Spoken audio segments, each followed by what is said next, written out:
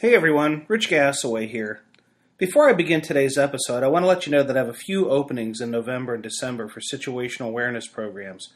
So if your department hasn't held a training program yet on situational awareness, don't delay. The issues related to situational awareness and the barriers that flaw awareness are implicated in nearly every significant first responder casualty report. It's a really big deal. The problem is most first responders know so little about it. They think so long as they pay attention or keep their head on a swivel that they'll have good situational awareness. Talk to anyone who's attended one of my situational awareness programs and they'll tell you that's simply not the case.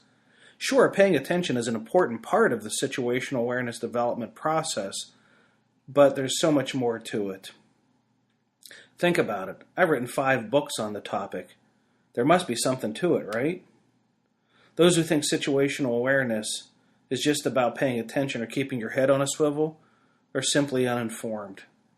Don't be uninformed on a topic that's this important, a topic that can literally save your life.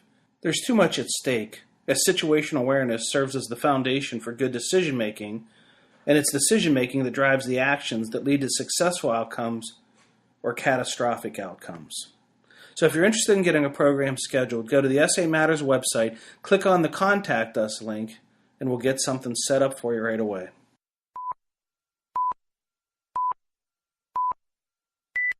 Today's episode is sponsored by Midwest Fire.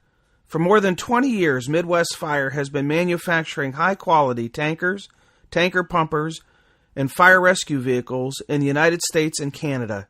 Keeping firefighters safe while enhancing their capabilities is what they do best. To learn more, go to MidwestFire.com.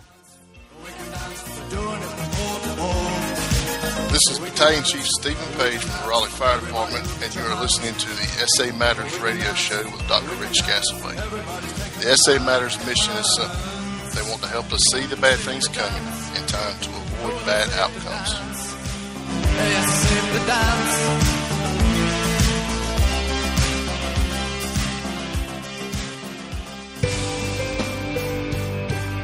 Hello and welcome to episode 123 of the Situational Awareness Matters radio show. I'm your host, Rich Gassaway. The purpose of this show is to improve situational awareness and decision making for individuals and teams who work in high-risk, high-consequence environments. The SA Matters mission is simple: to help you see the bad things coming and time to avoid bad outcomes. I'm coming to you today from Zionsville, Indiana, where I'm in town to deliver 2 different programs. The first is a Company Officer Development Institute. This is a program dedicated to helping develop the skills that officers need to be successful in supervising personnel at the company level. We focus on skills like communications, problem solving, conflict resolution, supervising friends, teamwork, performance evaluations and improvement, and how to use the chain of command and other leadership-related topics. Each class is customized to the issues that are important to those who are in the room. Nothing is canned. In fact, for the 5-day program, we use no PowerPoint and no book. You heard that right. No PowerPoint and no book. This is not a class about theory. This is practical, hands-on, problem prevention and problem resolution strategy and tactics. No BS, no baloney. The goal? To help company officers keep problems out of the chief's office by preventing and solving issues at the company level. Sound like something your department could benefit from?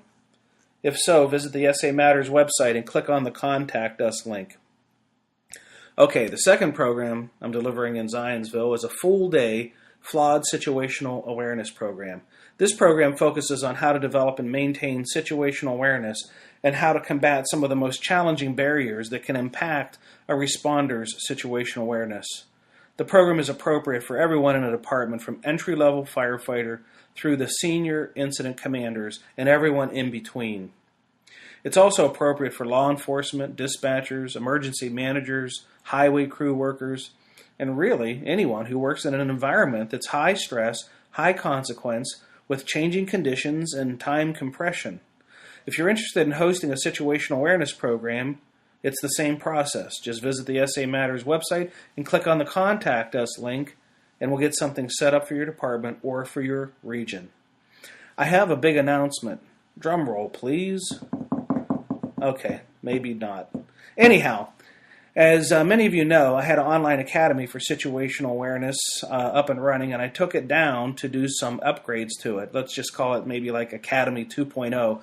That seems to be what internet people do. Anyhow, I'm super excited because it's going to roll out again. Bigger and, well, maybe not bigger. I would say better than ever. And the old academy was a pretty big academy. It could easily take someone about 40 hours to complete. And now I've broken it down into much smaller, more manageable courses. And each will be like from 30 minutes to 2 hours for a course. And I think that that'll be more palatable. Training officers will be able to track participation. There'll be quizzes along the way to verify that the knowledge is transferring. This is huge. I know there are many departments that can't, for one reason or another, host a live situational awareness matters tour stop event. The new academy changes the game. Your personnel will be able to take the classes in bite-sized increments, and the whole organization can get up to speed on a topic that is critically important to safety. Now you're probably wondering, when's it coming out? Not for a little bit yet, like December or January. That's 2016 into 2017, in case you're listening to an old episode. Why so long? Because I'm using professional curriculum developers to make sure that the Academy gives you a robust learning experience. It's going to be awesome. Just watch and listen for more to come out on it. I've received a lot of emails asking about when the new Academy is going to come out or when it's coming back. So I know there's a demand for it, so just stay tuned. Hey, speaking of SA Matters programs, if you haven't scheduled one for your department or your region yet, you can do that by visiting the SA Matters website and clicking on the Contact Us link, and we'll get something set up for you. If you're interested in attending one of the already scheduled programs, then you could head over to the SA Matters website, click on the blue box on the right side of the homepage labeled Upcoming Events. More than 500 agencies on 4 continents have scheduled Situational Awareness Matters tour stop events. If you're interested in hosting a program for 2016 yet, you can get one set up still. The fall schedule's filling up, but I have a new master instructor that I trained, Fire Chief Jerry Strike, who's taking on some of my extra capacity. So if you're interested in booking something for the fall of 2016, go to the website and click the Contact Us link.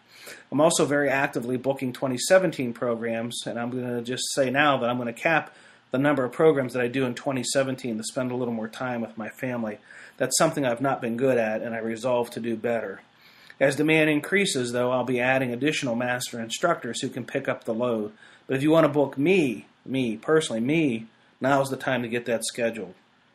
So just contact me through the website.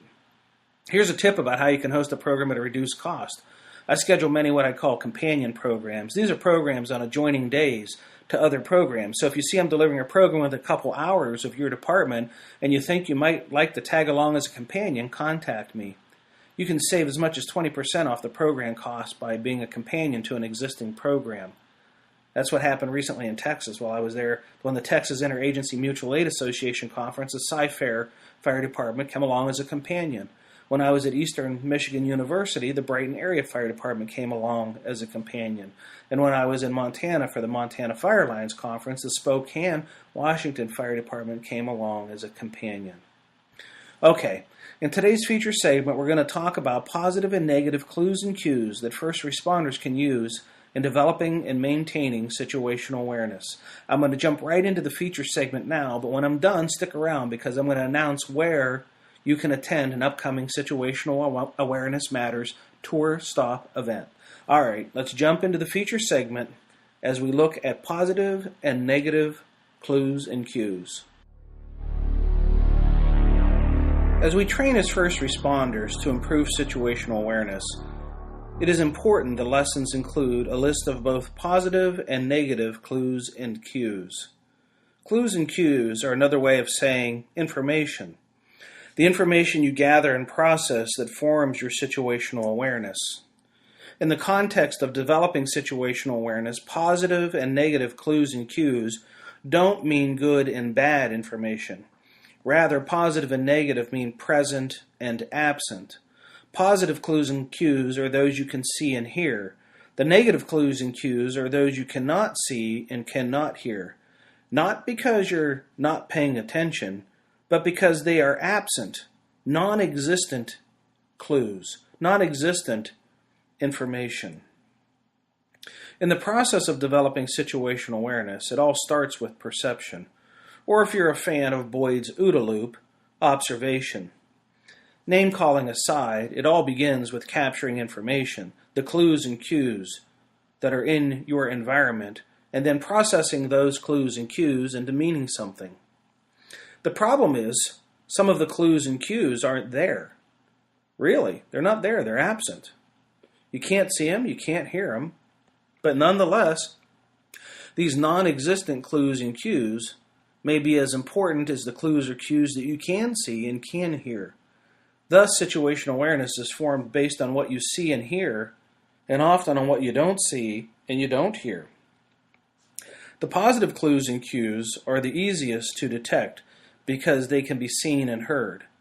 Understanding them, on the other hand, can be a completely separate matter, and one that I have written about extensively on the blog, covered in previous podcast episodes, and addressed in the live events. Notwithstanding the challenges with comprehension of clues and cues, it is relatively easy and vitally important to train a responder on what to look for and listen for at an emergency scene. At a fire scene, some of the positive clues and cues that might be present would be smoke, flame, construction, how the structure is decomposing under the stress of fire, victim assessments, survivability assessments, wind velocity and direction, and things like that. For a sick person, some of the positive clues and cues might be respirations and lung sounds, pulse, blood pressure, skin color, temperature, pupil size and reaction, things like that. These clues are all cues and clues that can be seen and heard. Negative clues and cues are much harder to detect and may also be more difficult to comprehend their meaning, especially the first time they are encountered. Arguably, it is much more difficult for someone when the information that you're trying to understand is not present in front of you. Because negative clues and cues are not actually there, can't be seen or heard, they can slip by a responder rather easily. Some of the examples I like to share during my live events is that I ask a young person in the room if sick kids cry. They always respond in the affirmative, and then I ask them if really sick kids cry even harder. And again, they respond in the affirmative. Then I find a seasoned medical responder in the audience, and I ask them if really sick kids cry. They always say no. Why? Because really sick kids, the ones who are on death's doorstep, they don't cry. This is a negative clue that means that a lot to an experienced medical care team. If a responder did not know any better, they might be lulled into thinking that a kid who is quiet is not as sick as one who is crying, where in fact the opposite may be true. When it comes to identifying positive clues and cues, novices and experts are about evenly matched, maybe slanted a little bit more toward the expert. Again, notwithstanding that there may be a huge difference in the understanding of what those clues and cues mean, both are able to see and hear roughly the same things as long as they're both paying attention. However, when it comes to negative clues and cues, the expert's performance is far superior to the novice. To be able to see and hear clues and cues that are absent requires a lot of experience and a deep understanding of what the clues and cues are that should be present, yet are not. This requires expert knowledge. An expert can look at a situation and draw a completely different conclusion about what is happening and how bad the situation is simply by combining the positive and negative clues and cues. What's more amazing is the expert may be doing this subconsciously. That's right, the expert may be unaware that they are comparing the situation with what they have stored in their mind as a typical situation and identifying the absent clues and cues that prime recognition. Novice officers should be assigned a mentor to spend time shadowing the expert during critical incidents that require decisions. The mentor may ask the novice to identify the clues and cues and draw a conclusion. The expert then can either confirm the conclusion or refute it with additional negative clues and cues that the novice was unaware of. This can also be done in training scenarios and in simulations using videos. When experts draw different conclusions than novices, the simple act of the novice asking how the expert drew their conclusion might leave the expert without a good answer. This is because the expert may be doing this processing of negative clues and cues subconsciously. It may be hard for the expert to bring to words how they know what they know. This tacit knowledge, or unconscious knowledge, is truly what separates the experts from the novices. An expert committed to sharing their knowledge will display great patience and allow a novice to ask questions about how command decisions are made. Expert commanders don't think this is an act of defiance. They see it as an act of learning. Okay, as I always do, I want to take a moment to thank the departments and the organizations that have hosted some recent Situational Awareness Matters tour stop events. I do this to show my appreciation to those organizations that have put forth the effort to organize, advertise, and fund great training experiences for their members and for their region. Your efforts to bring this valuable and powerful training on situational awareness and high-risk decision-making to your members and others in your region are greatly appreciated. Recent tour stops have included Fire Rescue International in San Antonio, Texas, where I delivered 3 programs, and where I am now, the Zionsville Fire Department in Indiana, where I'm delivering the Company Officer Development Institute and a flawed situational awareness program. And by the time this episode airs, I will have completed a program for the Heartland Deerfield Fire Department on situational awareness in Michigan. When I get done with the program in Michigan, I'm headed to Seattle. 2 of my sons, Cameron, a Madison, Wisconsin firefighter, and Micah, a fire explorer, are going to join me there, along with my very good friend, Buckley, Washington Fire Chief Alan Predmore. And, weather permitting, we're going to hike on Mount Rainier. No, we're not going to the summit, but we plan to do some hiking around the base of the mountain and maybe to a base station. Look for some pictures on my social media feeds when we get back. I should also mention that in August I went on a Boy Scout high adventure 2-week trip where we sailed on a 90-foot schooner for 6 days off the coast of Key West, Florida. This trip was amazing, snorkeling the reefs, fishing, and sailing, and a day of exploring in Key West. We had 3 very significant storms while we were out on the ocean, which was a little hairy, but I loved it.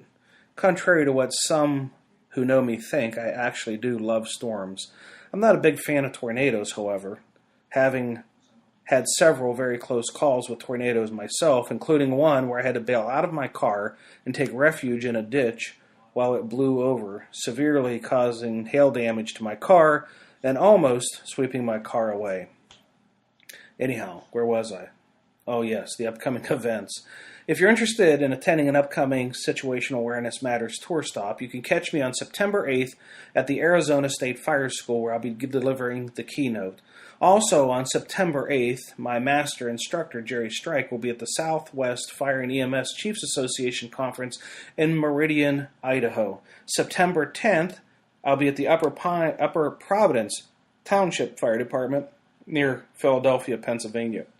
September 23rd, I'll be at the Wisconsin Fire Chiefs Association Conference. September 27th, the International Association of Fire Chiefs Company Officer Leadership Seminar in Cincinnati, Ohio, where I'll be delivering 2 programs there.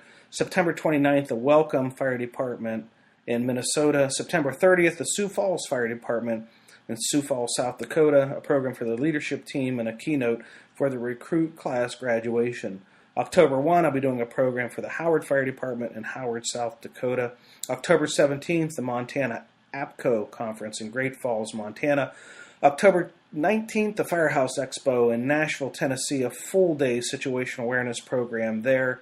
Thank you, Tim Sendelbeck, for that opportunity. October 28th, the North Dakota Hazmat Conference in Bismarck, North Dakota. Thank you so much to all the program hosts, and here's hoping there'll be a tour stop near you, and we'll get a chance to meet up. The last time I was delivering situational awareness programs in southwest Minnesota, I had a chance to stop by and visit my sponsor for this podcast show, Midwest Fire. Midwest Fire makes amazing all-poly fire apparatus. It's changing the industry. You seriously need to check them out at MidwestFire.com. Anyhow, while I was there, I got a chance to sit down and talk to some of their employees about what separates Midwest Fire from their competitors. Here I got an opportunity to ask account executive Dalton Lingbeck about the various types of apparatus that they build. Let's listen in. Okay, Dalton, tankers and tanker pumpers. That seems to be the game for Midwest Fire. I see, even as I'm here at the factory, I see a number of tankers and tanker pumpers. But do you build anything else? Are you basically just a two-product company, or do you have other types of trucks that you're building for customers? We do in fact build a lot of tankers and tanker pumpers. They are our bread and butter. We love building them, and they're a great product for us. But in fact, we do not only build tankers and tanker pumpers. We try and fill the whole department. So if anyone needs to replace their fleet, we can do it. We do a lot of roll pumpers. We're starting to do more and more of those.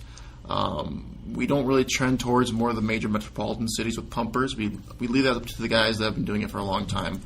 We take care of our customer base, which are volunteer firefighters, rural firefighters, and we provide them with the rural pumpers. We also do quick attacks.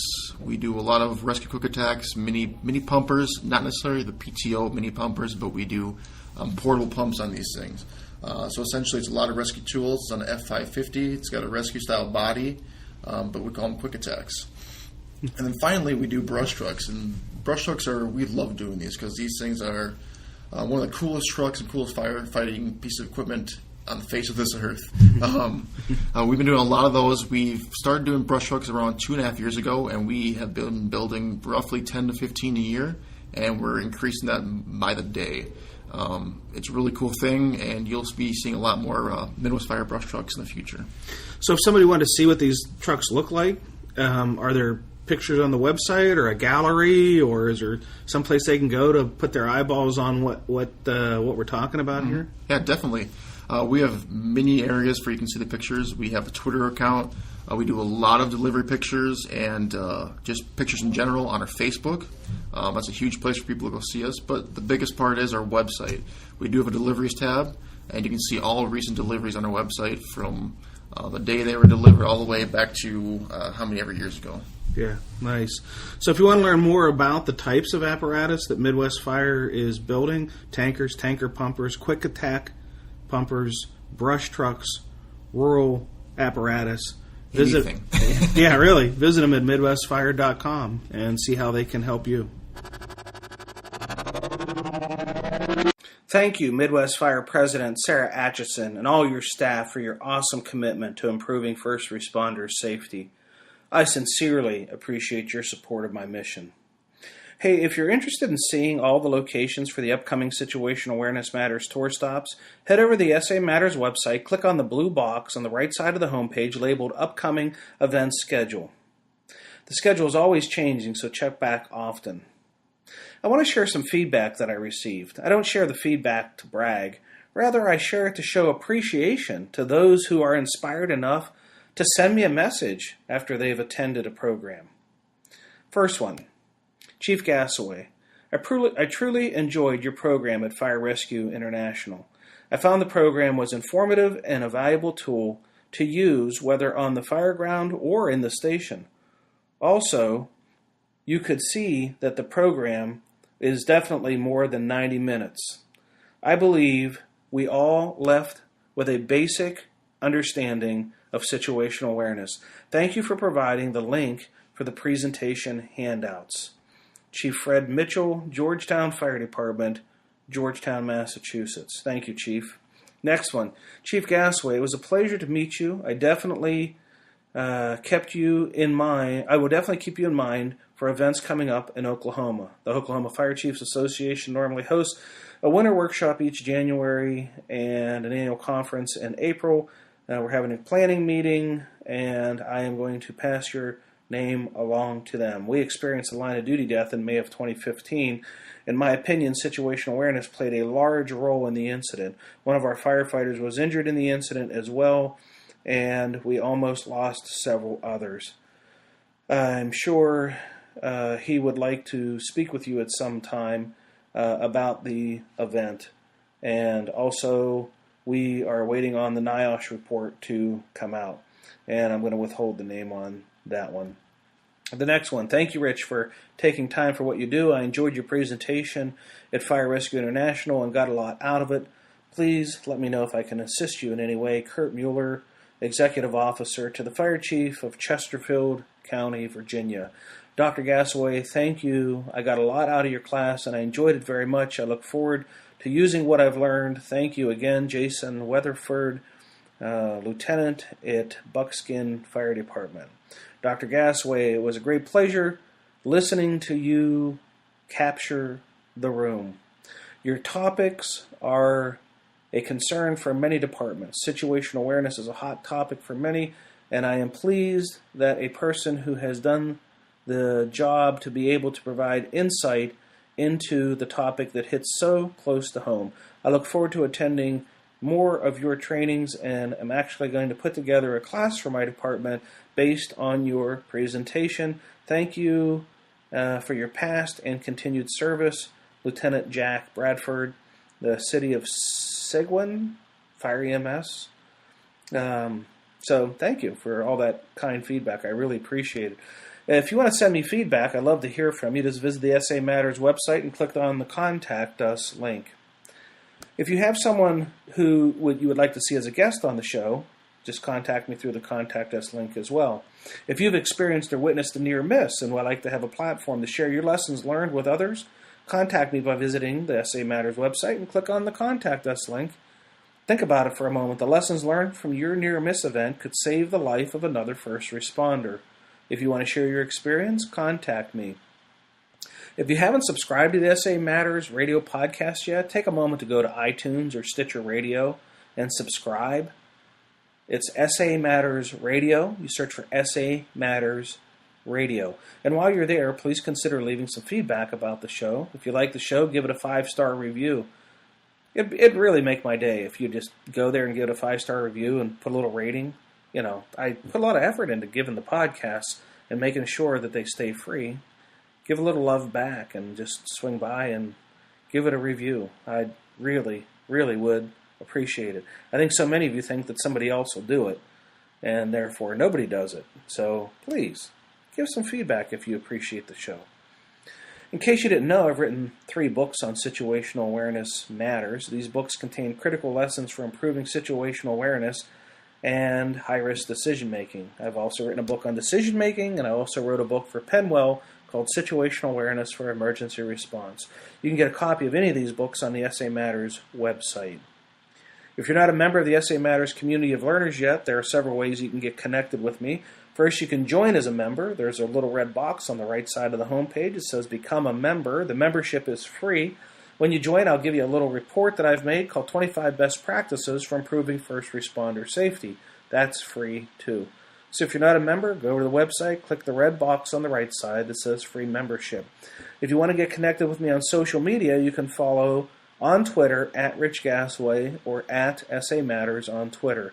The SA Matters Twitter community is about 17,000 followers, and I appreciate all of you for being connected with me there. You can also get connected on Facebook by joining the private SA Matters Facebook page. Go to facebook.com/groups/SA Matters. There's a discount code in the Facebook group for 50% off the latest book. That'll save you $20 right there. On LinkedIn, you can search Rich Gasaway on LinkedIn. On YouTube, you can also watch my videos on the SA Matters TV channel on YouTube. Well, that's it. Episode 123 is complete. Thank you to our podcast sponsor, Midwest Fire. Thank you to all of our live event hosts. And thank you to our listeners for sharing some of your valuable time with me today. I really appreciate your support of the SA Matters mission. Be safe out there, and may the peace of the Lord and strong situational awareness be with you always. You've been listening to the Situational Awareness Matters radio show with Dr. Richard B. Gassaway. If you are interested in learning more about situational awareness, human factors, and decision-making under stress, visit samatters.com. If you are interested in booking Dr. Gassaway for an upcoming event, visit his personal website at richgassaway.com.